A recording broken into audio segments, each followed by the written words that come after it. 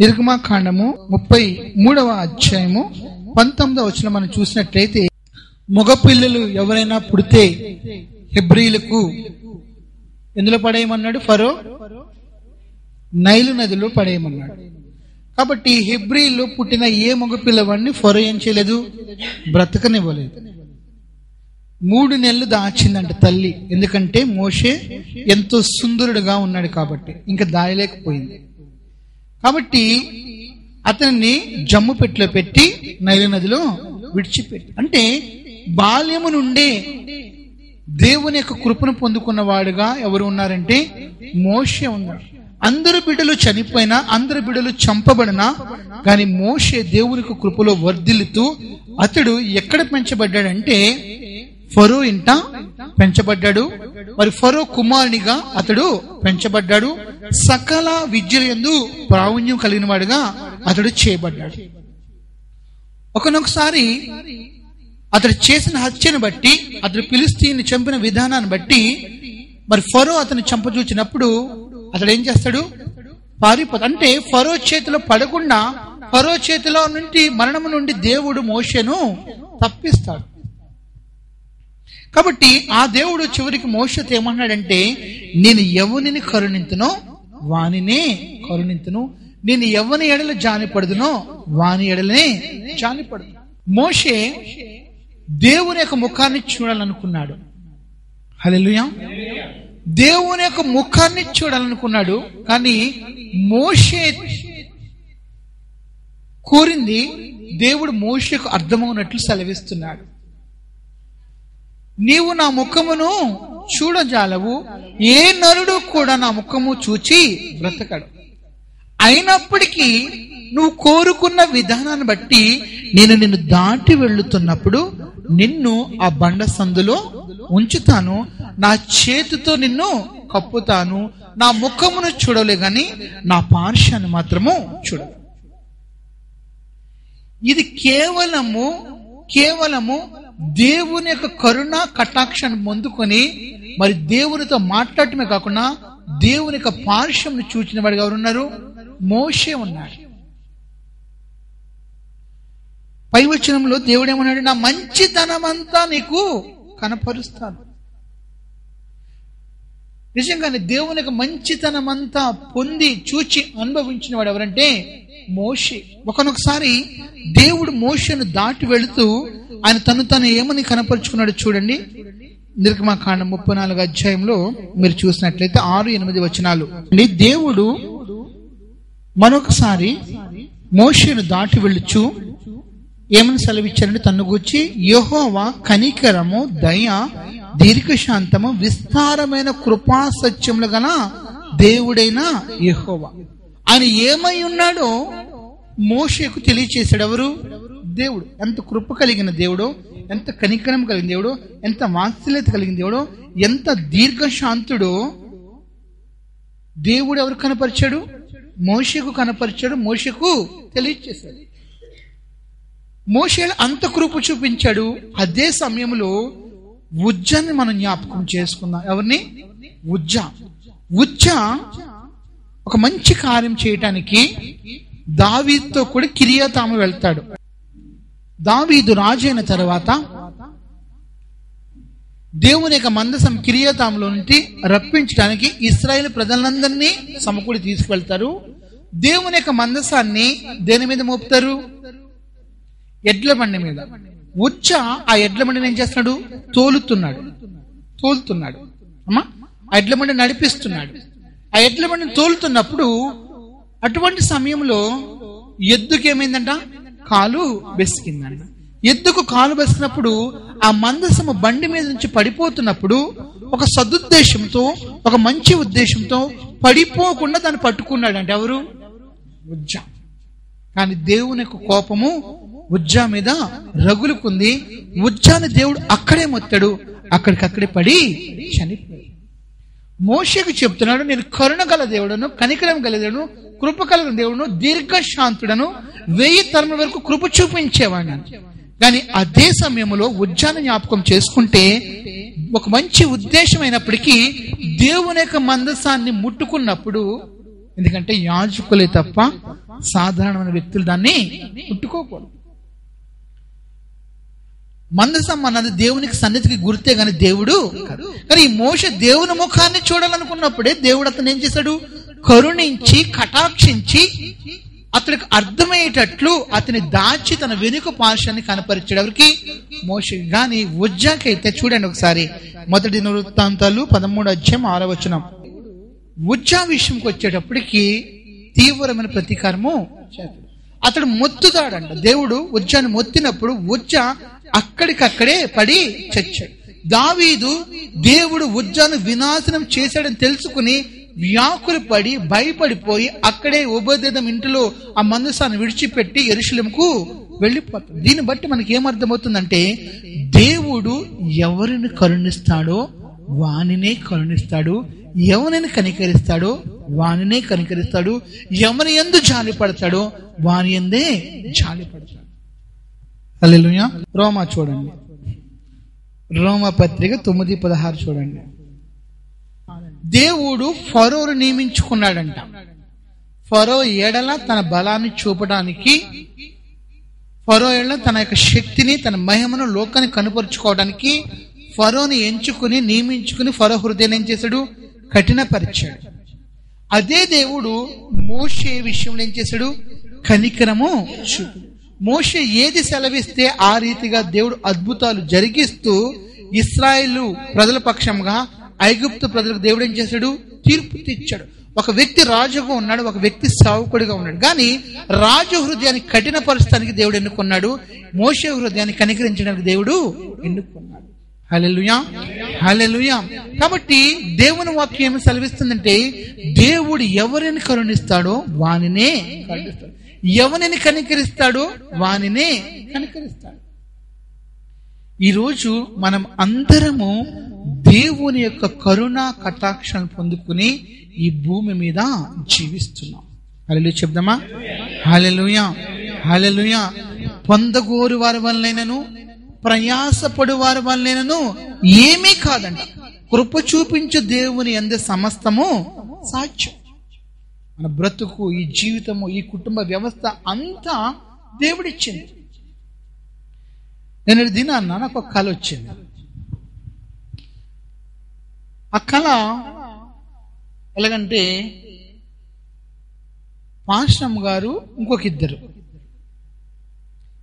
ఎక్కడో చనిపోయారు. భయపడదు, కళే. ఓకే, ఎక్కడో చనిపోయారు. వార్త వచ్చింది. ఆ చనిపోయిన ఇద్దరు ఒక కుటుంబానికి చెందిన వాళ్ళు. కాబట్టి ఆ వ్యక్తి వచ్చి, మేము అంబులెన్స్ లో వెళ్తున్నాము ఆ బాడీస్ ను తీసుకురావడం అన్నప్పుడు, ఈ వార్త వినగానే నేను ఒక్కనే ఉన్నాను, శూన్యంగా ఉంది నా చుట్టూ. ఇక ఏంజల్ని రేచల్ని నేను పట్టుకుని, ఈ చిన్న పిల్లల్ని, ఆడపిల్లల్ని నేను ఎలాగ పెంచి పెద్ద చేయాలి, నేను ఒక్కడిని పిల్లలకి ఏం చేయగలను అని అనుకుంటున్నాను. ఈలోపు అంబులెన్స్ మేము వెళ్తున్నాం, బాడీస్ తీసుకొస్తున్నాము, 7,000, ముగ్గురికి కలిపి 20,000, 7,000 నీకు అవుతుంది ఇవ్వమంటే, ఆ 7,000 కూడా నా దగ్గర ఎంత స్పష్టమైన కళ అంటే, ఆ 7,000 దగ్గర కూడా లేవు. కానీ నేను అన్నా, నా దగ్గర గొలుసు ఉంది, అది తాకట్టు పెట్టిస్తాను, నువ్వు వెళ్ళి ముందు తీసుకొచ్చే ఆ అంబులెన్స్ అన్నాను. తర్వాత ఆ పరిస్థితిలోనే నా మనసు అంతా కలత చెందుతుంది. లోకమంతా అంధకారంగా, నేను నా ఇద్దరు చిన్న బిడ్డలతో నేనున్నాను. తర్వాత నేను అనుకున్నాను, ఇది కళ, కళ నిజము కాదు, కళే కళే కళే అని వాదించి వాదించి వాదించి చివరికి లేచి కూర్చున్నాను. చూస్తే టైము 4 అయింది. నిజంగా లేచి మంచినీళ్ళు తాగి దేవుని సన్నిధిలో నేను ఎంత స్తుతించానంటే, ఎంత మహిమపరిచానంటే, ఈరోజు ఏ చిన్న సంఘటన మన జీవితంలో జరిగినా తట్టుకునే శక్తి మనకు ఎవరికి లేదు. ఈ సంతోషకరమైన జీవితం, ఈ సమాధానకరమైన జీవితం, ఈ సమృద్ధి అయిన జీవితము, ఈ ఆరోగ్యము, ఈ ఆదరణ అంతా దేవుడు తన కృప చేత నీకు నాకు అనుగ్రహించింది. హల్లెలూయా, హల్లెలూయా, హల్లెలూయా. నిజంగా ఇంత కృప ఉందా నా ప్రభువా? ఒక్క క్షణము నీ కనుదృష్టి నా కుటుంబాన్ని మించి ఒక్క క్షణము నీ కృప నా నుంచి తొలగిపోతే నా బ్రతుకు కానీ, మా యొక్క బ్రతుకు కానీ, మా ఇంటి పరిస్థితులు కానీ, మా ఆరోగ్య పరిస్థితులు కానీ, మా ఆర్థిక పరిస్థితులు కానీ ఈ రీతిగా చిన్నాభిన్నమవుతాయి ప్రభా. నువ్వెంత కాపాడుతున్నావు, ఎంత కనికరిస్తున్నావు, ఎంత కటాక్షిస్తున్నావు, ఎంత అనుదినము మా ఇళ్ళ కృప చూపుతున్నావు ప్రభా అంటూ నిన్నటి ఉదయకాలం అంతా నేను దేవుని ఆరాధన చేశాను. హల్లెలూయా, హల్లెలూయా. ఈరోజు అతిశయించడానికి మనలో ఏమీ లేదు, మనలో ఏ గొప్పతనము లేదు. మీకు ఒక చిన్న సంఘటన చెప్తాను. ఆయన కొద్దిగా తాగుడు అలవాటు ఉంది. 2 బిడ్డలు. ఒక బాబు ఇప్పుడు ఇంటర్ ఫెయిల్ అయ్యాడు, ఒక పాప ఇంటర్మీడియట్ సెకండ్ ఇయర్ అనుకుంటా. భార్య కూడా ఎంతో మంచిది. ఆల్ ఆఫ్ సడన్ ఆమెకు ఆరోగ్యం బాగాలేదు, గుండెల్లో నొప్పి వస్తుందని తీసుకువెళ్తే హాస్పిటల్ ఏమన్నారంటే మీరు అక్కడికి తీసుకెళ్ళండి. అక్కడికి రాజమండ్రి బొల్లినేనికి తీసుకెళ్ళినప్పుడు డాక్టర్లు పరీక్షించి ఏమన్నారంటే బ్రతకదు, సివియర్ కండిషన్ అని చెప్పారు. అదే నైట్ ఆమె చనిపోయింది. సాయంకాలం నొప్పి వచ్చింది, రాత్రికి చనిపోయింది. ఎంతో సంతోషంగా నడుస్తుంది, పిల్లలు చక్కగా చదువుకున్నారు, చక్కటి ఇల్లు ఉంది, చక్కటి కుటుంబ వ్యవస్థ ఉంది. కానీ ఒక్క క్షణంలో ఆమె ఏమైపోయింది, చనిపోయింది. ఎప్పుడైతే భార్య చనిపోయిందో ఆల్రెడీ ఉందా తాగుడు అలవాటు, ఇంకా దానికి ఏమైపోయాడు, ఎక్కువైపోయింది, ఎడిక్ట్ అయిపోయాడు. ఇంకా అంతవరకు భార్య ఉంది కాబట్టి ఎవరైనా వస్తారు, పలకరిస్తారు, మాట్లాడతారు. సింగిల్ అయిపోయాడు కదా, ఇంకా బంధువులు వచ్చిన వాళ్ళంతా వెళ్ళిపోయారు, ఎవరి పనుల్లో ఎవరి ఉద్యోగాల్లో వాళ్ళు నిమగ్నం అయిపోయారు. ఆ ఒంటరితనము, ఆ డిప్రెషన్ను తట్టుకోలేక ఒకసారి ఏం చేశాడంటే అతను తాగుతున్న తాగుల్లో పురుగుల మందు కలుపుకుని తాగేశాడు. ఇంట్లో ఎవరు లేరు, బాగా అరుస్తున్నాడంట. ఆ తాగిన దానికి బాగా బాధపడుతూ దగ్గుతూ వాంతులు అరుస్తున్నాడు. కానీ చుట్టుపక్కల వాళ్ళు ఏమనుకున్నాడు, భార్య చనిపోయింది, తాగుడు అలవాటు ఉంది కాబట్టి అలాగేదో అరుస్తున్నాడు అనుకున్నారంట. కానీ చివరికి ఎవరో చూసి 104 108కు ఫోన్ చేశారంట. కానీ వాళ్ళు వచ్చేటప్పటికి ఆయన ఏం చేశాడు, చనిపోయాడు. ఇప్పుడు తల్లి చనిపోయింది, తండ్రి కూడా చనిపోయింది. తల్లి ఏమో దేవుడు ఆయుష్ను ఒక చనిపోయింది, ఈయనకి ఇచ్చిన ఆయుష్ను తీసివేసుకుని ఆత్మహత్య చేసుకుని చనిపోయాడు. బిడ్డలైతే ఒక ఆమెనేమో ఒక పెద్దమ్మ తీసుకెళ్ళింది చదువుకోవడానికి, ఒక బాబు ఇక్కడే బంధువుల దగ్గర. చూడండి, ఒక్క రోజులో వారి జీవితం అయిపోయిందంటే చిన్నాభిన్నం అయిపోయింది. తల్లి తండ్రి అందరూ చనిపోయి అనాథలుగా వారి యొక్క బిడ్డలు మిగిలారు. నిజంగానే ఈరోజు మనలో ఏ గొప్పతనం లేదని మనం తెలుసుకోవాలి.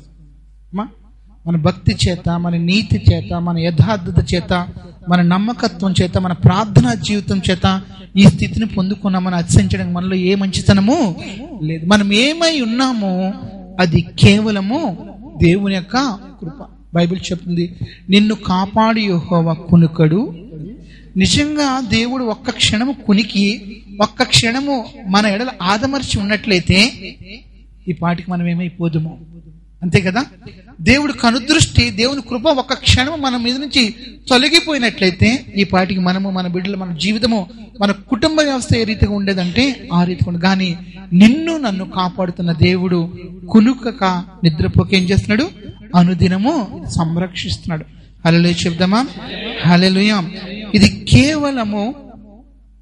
కేవలము దేవుని యొక్క ఉన్నతమైన కృప. మన అందరి జీవితాల్లో అటువంటి కృపను దయచేసి ఈ రోజు తన సన్నిధిలో నిలిచి ఆయన స్తుతించేవారుగా, ఆరాధించేవారుగా దేవుడు మనందరినీ నిలువబెట్టాడు. ఈ కృప అన్నది తల్లి గర్భంలోనే దేవుని యొక్క కృపను పొందుకుంటున్నామంట. హల్లెలూయా. రోమా 9:10-14 మనం చదువుకుందాం. తల్లి గర్భంలో ఉన్నారు 2 కమలలు, ఒకళ్ళు యాకోబు, ఒకళ్ళని యాకోబు. యాకోబు పెద్దవాడు, యాకోబు చిన్నవాడు. కానీ తల్లి గర్భం ఉంది, వాళ్ళు ఇంకా పుట్టక ముందే, వాళ్ళు తమ క్రియల చేత దేవుని సన్నిధిలో ఎటువంటి పాపం చేయక ముందే దేవుడు యాకోబును ప్రేమించాడంట, యాసావును ద్వేషించాడంట. యాసావు ఏదో వ్యభిచారైనట్లు, యాసావు ఏదో దేవునికి విరోధమైన కార్యం చేసినట్లు కాదు. కానీ తల్లి గర్భంలో పుట్టక ముందే, ఏ పని ఏ పాపం చేయకముందే దేవుడు ఎవరిని ప్రేమించాడు, యాకోబును ప్రేమించాడు. హల్లెలూయా. కాబట్టి తల్లి గర్భములో నుంచే దేవుని యొక్క కృప మనల్ని ఏం చేస్తుంది? ఆవరిస్తుంది. మలకి 1:2 మనం చూసినట్లయితే చూడండి, నేను మిమ్మల్ని ప్రేమించాను. అడుగవచ్చు మీరు, ఏ రీతిగా నన్ను ప్రేమిస్తున్నామంటే, యాసావు యాకోబు అన్న కదా, నేను యాకోబును ప్రేమించి యాసావును దేవుడు, యాకోబు యొక్క సంతానాన్ని ఇశ్రాయేలును స్థిరపరిచి యాసావు యొక్క సంతానం ఎదుమయ్యను నేను త్రోసివేశాను అని దేవుడు చెప్తున్నాడు. ఇది ఎక్కడ జరిగింది?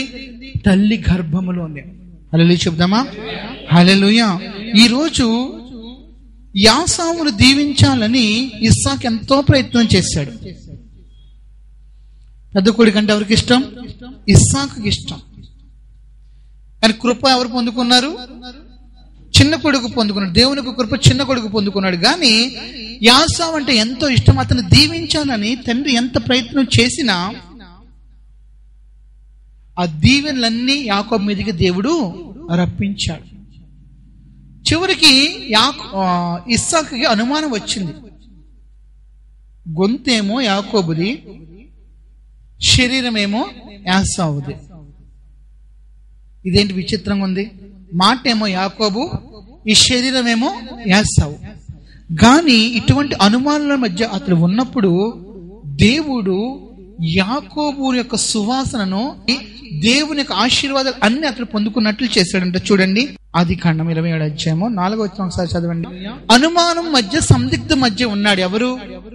ఇస్సాకు. కళ్ళు కనబడి వృద్ధుడైపోయాడు. వాయిస్ అయితే ఇది యాకోబుది, మోసగాడిది. కానీ బాడీ అయితే యాసావు.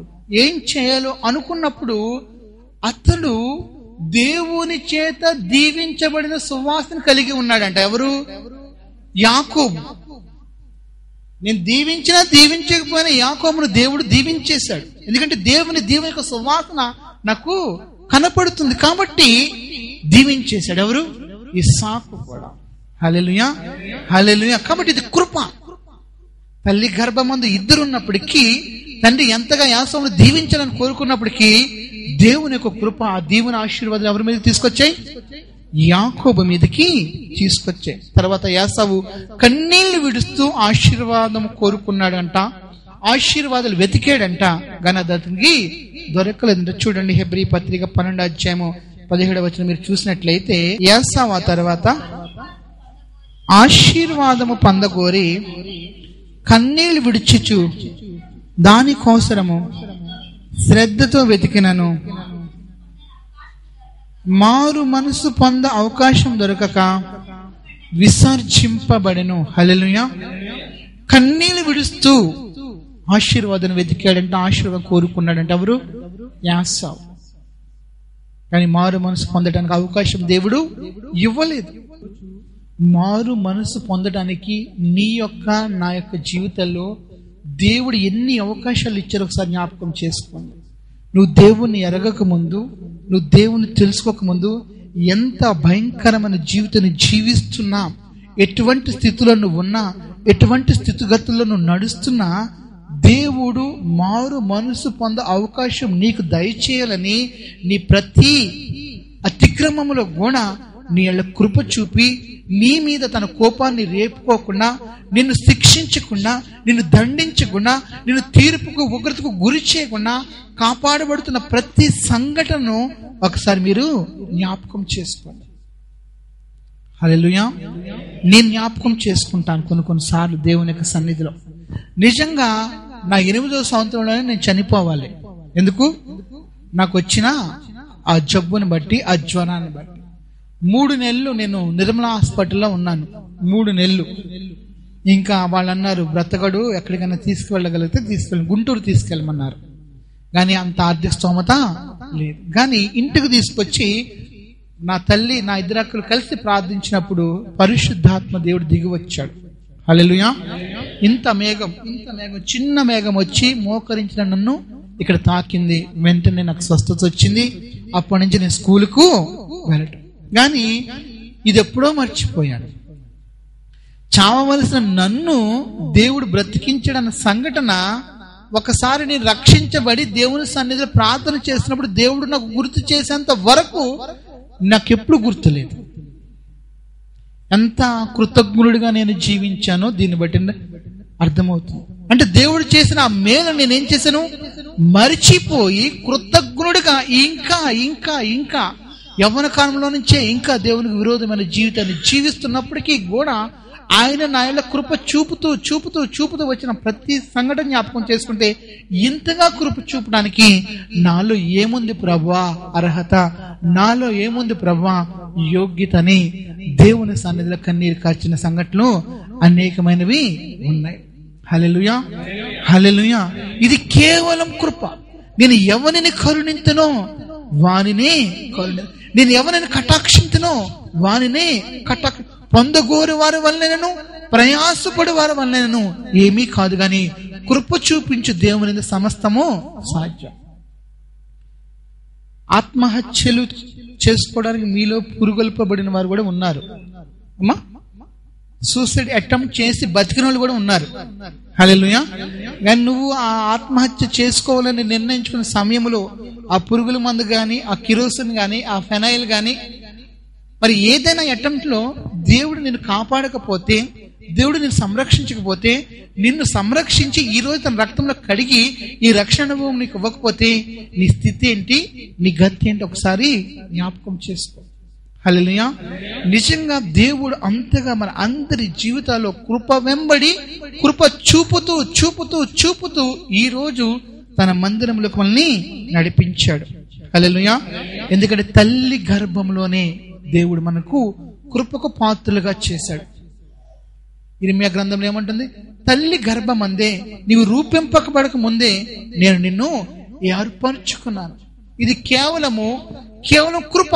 మీరు మీ పాపముల చేత అపరాధముల చేత చచ్చిన వారై ఉండగా మీ ఎడల తనకున్న ప్రేమను బట్టి ఆయన మిమ్మలను బ్రతికించెననుంది. కనికరింపబడటానికి అర్హులుగా మనము లేము, కృప చూపటానికి అర్హులుగా మనము లేము, జాలి పట్టడానికి అర్హులుగా మనము లేము. మన క్రియల చేతనే మనం చచ్చిన స్థితిలో ఉన్నాం. కానీ ఆ స్థితిలో నుంచే దేవుడు ఈ రోజు నిన్ను నన్ను లేపి ఉన్నాడు. హల్లెలూయా, హల్లెలూయా. నిజంగా ఒక నైట్ అయితే మేము కారులో 180 స్పీడ్లో వెళ్ళాం. ఎంతండి? 180 స్పీడ్లో కావాలని వెళ్ళాం. నిజంగా త్రాగిన మైకంలో ఆ స్పీడోమీటర్ చూస్తూ ఇంకా ఇంకా ఇంకా ఇంకా లేపాలని హోండా సిటీ కారులో మేము వెళ్ళాం. సిటీ అకార్డ్ ఏదో సంథింగ్ ఆ మోడల్ కారులో వెళ్ళాం. ఆ కారులో వెళ్తున్నప్పుడు మధ్యలో ఏమైందంటే టైరు పంచర్ అయింది. మామూలుగా స్పీడ్లో టైర్ పంచర్ అవుతేనే కంట్రోల్ అవ్వదు.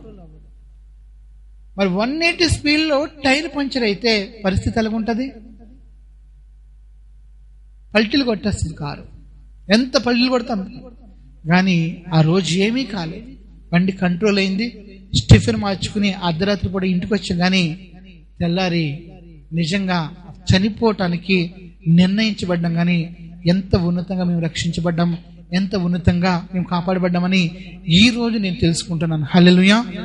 ఆ రోజు పాప జీవితంలో ఏది తెలియలేదు. దేవుని కృపను గూర్చి, దేవుని కరుణను గూర్చి, దేవుని కటాక్షాన్ని గూర్చి ఎప్పుడు తెలియలేదు. కానీ రక్షించబడిన తర్వాత ఇంతగా నా జీవితంలో కృప చూపుతూ నా ప్రాణము గోతికి పోకుండా, నా ప్రాణము నాశనానికి పోకుండా, నేను ఉగ్రతలు రాకుండా, నేను తీర్పులకు రాకుండా నా ఏళ్ళ ఇంత దీర్ఘశాంతాన్ని కరుణను చూపించు ఈ రోజు రక్షించడమే కాదు, నీ సేవకుడిగా నన్ను నిలబెట్టావు ప్రభా అంటూ నేను దేవుణ్ణి నిత్యము స్తుతిస్తాను. హల్లెలూయా, హల్లెలూయా. మన అందరి జీవితాల్లో రక్షణ అన్నది కూడా కృపే జ్ఞాపకం చేసుకోండి. చూడండి బైబిల్లో ఎఫెసీ 2:8 మీరు విశ్వాసము ద్వారా కృప చేతనే రక్షింపబడి ఉన్నారు. ఇది మీ వల్ల కలిగినది కాదు, ఇది దేవుని. ఈరోజు మన అందరి జీవితాల్లో రక్షణ అన్నది మన వల్ల కలిగింది కాదు, అది దేవుని వల్ల కలిగిందని జ్ఞాపకం చేసుకో. కృప చేతనే విశ్వాసము ద్వారా రక్షించబడ్డారు. ఎటువంటి స్థితిలోను? చచ్చిన స్థితిలో ఉన్న నీవు దేవుని కృప చేత రక్షించబడ్డావు. ఆ విశ్వాసం అన్నది నీది కాదు. గమనించాలి. విశ్వాసం అన్నది కూడా ఎవరిది? ప్రతి వ్యక్తికి రక్షించబడటానికి విశ్వాసాన్ని దేవుడే ఇస్తాడంట. ఈరోజు దేవుని యొక్క మాటలు మన హృదయాన్ని తాకుతున్నాయి. ఇదే దేవుని యొక్క మాటలు ఆ రోడ్డు మీద నడుతున్న వారికి వెర్రితనంగా ఉంటాయి. దానికి కారణం ఏంటి? దేవుని యొక్క మాటలు వినటానికి విశ్వాసాన్ని దేవుడు మనకు అనుగ్రహించాడు. అందుకని బైబిల్ చెప్తుంది, రక్షింపబడుచున్న వారికి దేవుని యొక్క శక్తి, నశింపబడుచున్న వారికి అది వెర్రితనం. ఏది? రక్షణను గూర్చిన వార్త, సిలువను గూర్చిన వార్త. హల్లెలూయా, హల్లెలూయా. కాబట్టి రక్షింపబడిన మన విశ్వాసము మంది కాదు, అది దేవుని యొక్క వరము. రక్షించబడటం అన్నది కేవలము కృపచేతనే, క్రియల మూలంగా కాదు. దీనిని బట్టి ఏ మనిషి దేవునికి సన్నిధిలో అతిశయించడానికి వీలు లేదని పౌలు రాస్తున్నాడు. చూడండి, అది క్రియ వలన కలిగినది కాదు కనుక ఎవడను అతిశయపడటానికి వీలు లేదు. రోజు మన అందరి జీవితంలో రక్షణ ఏంటి? కృపచేతనే. కృపచేతనే రక్షించబడ్డాము. నీ పాత జీవితం ఒకసారి జ్ఞాపకం చేసుకో. ఎప్పుడో నువ్వు మరణానికి, ఉగ్రతకు, తీర్పుకు పాత్రురాలు గాని కృప నిన్ను కనికరం చూపిస్తూ, కృప నీ ఎళ్ళ దీర్ఘశాంతం చూపిస్తూ, కృప నీ ఎళ్ళ వాత్సల్యం చూపిస్తూ రక్షణ గడియ వరకు ఆ కృప నిన్నేం చేసింది? నడిపించింది. హల్లెలూయా. బైబిల్ చెప్తా, అనుదినము ఆయనకు మన ఎడల నూతనంగా వాత్సల్యత పుట్టుచున్నది. నువ్వు ఎంతైనా నమ్మదగిన దేవుడువు ప్రభువా అంటున్నాడు భక్తుడు. హల్లెలూయా. నూతనమైన వాత్సల్యత, నూతనమైన కృప చేత మన అతిక్రమం అన్నిటినీ దేవుడు తన ఓరిమి వల్ల ఓర్చుకుంటూ ఈ రోజు మన అందరి జీవితంలో ఏమిచ్చాడు? రక్షణ అనుభవించాడు. లక్షల మంది, కోట్ల మంది ఇశ్రాయేలు ప్రజలు ఉన్నప్పటికీ కొద్ది మందిని దేవుడు రక్షించుకున్నాడంట. ఎక్కడి నుంచి? ఇశ్రాయేల్ నుంచి. వాగ్దానాలు వారివైనా, ధర్మశాస్త్రం వారిదైనా, నిబంధన వారిదైనా, అర్చన ఆచార్యుల వారివైనా, మందిరము యెరూషలేములో ఉన్నప్పటికీ, రక్షకుడు వారిలో పుట్టినప్పటికీ, రక్షకుడు యూదుడైనప్పటికీ కొంతమందినే, ఇసుక రేణువులు వంటి జనములు గల ఇశ్రాయేలు ప్రజల్లోంచి దేవుడు శేషాన్ని కొంతమందినే ఏర్పరచుకున్నాడంట. హల్లెలూయా. మరి నీకు ఏ నిబంధన లేదు, నీకు ఏ వాగ్దానము లేదు, నీకు ఏ ధర్మశాస్త్రము లేదు, నువ్వు యూదుడవు కాదు, సున్నతి లేదు. కానీ ఎక్కడో ఇండియా దేశంలో విగ్రహారాధనలో కుటుంబాల్లో పుట్టిన నిన్ను, నన్ను దేవుడు ఆ యూదులతో పాటు, శేషించిన వారితో పాటు ఆ జనములో నీకు పాలిభాగం ఉండటం అన్నది ఒక ఉన్నతమైన కృప. హల్లెలూయా. ఎందుకంటే దేవుని యొక్క మహిమగల రాజ్యంలో నిత్యము ఆయన వారసులుగా ఇంతవరకు పాప జీవితంలో జీవించిన నిన్ను, నన్ను కృపచేత ఏర్పరచుకోవడము, శేషించిన ఇశ్రాయేలు ప్రజలతో పాటు ఏ వాగ్దానము లేకపోయినప్పటికీ, ఏ వాక్యము లేకపోయినప్పటికీ, ఏ యొక్క నిబంధన లేకపోయినప్పటికీ మనలను వారసులుగా చేయడం అన్నది ఒక ఉన్నతమైన కృప. దినమెల్ల నీ చేతులు చాపి నీ కౌగిలిలో కాపాడుచుంటివే. దినమెల్ల నీ చేతులు చాపి నీ కౌగిలిలో కాపాడుచుంటివే. నీ ప్రేమ, నీ చాలి, నీ కరుణకై నా పూర్ణ హృదయముతో సన్నుతింతును. నీ ప్రేమ, నీ చాలి, నీ కరుణకై నా పూర్ణ హృదయముతో సన్నుతింతును. ఆరాధనా, ఆరాధనా, ఆరాధనా, ఆరాధనా నీ ప్రేమకై, ఆరాధనా నీ జాలికై, ఆరాధనా నీ ప్రేమకై, ఆరాధనా నీ జాలికై, ఆరాధనా, ఆరాధనా, ఆరాధనా, ఆరాధనా, నీ కృప కొరకై ఆరాధనా, ఈ స్థితి కొరకై ఆరాధనా, నీ కృప కొరకై ఆరాధనా, ఈ స్థితి కొరకై ఆరాధనా,